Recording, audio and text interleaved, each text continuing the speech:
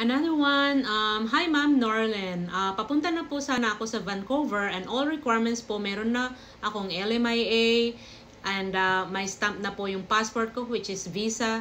Sadly, nahihirapan po ako sa polo kasi po, I think I've been talking to you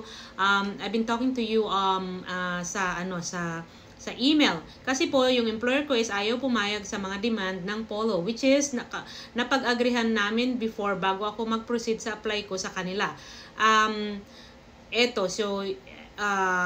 Well, I've been talking to you on the email. However, I will just gonna discuss this. Baka may mga iba dyan.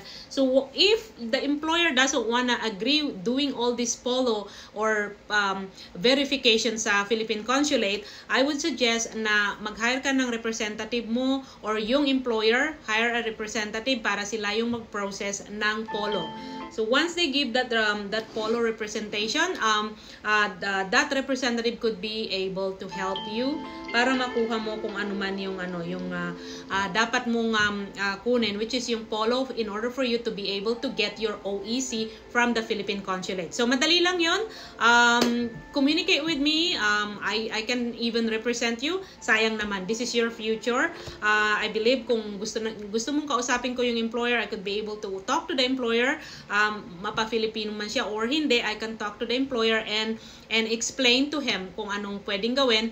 Then we can go from there, and I hope you could be able to come here in Canada, not just because of this polo, hindi ka makakarating dito. That is very sad. I hope nakapag-apply ka na rin ng ETA mo, kasi ETA is part of you having or holding a temporary resident permit or a work permit visa. So mag-apply ka na rin ng ETA mo so that you could be able to come here. Pero sayang lang yung opportunity for you to be able to come here as a work permit holder. Anyway, I hope nabasa mo to at saka just email me. I think I could be able to help you. Okay?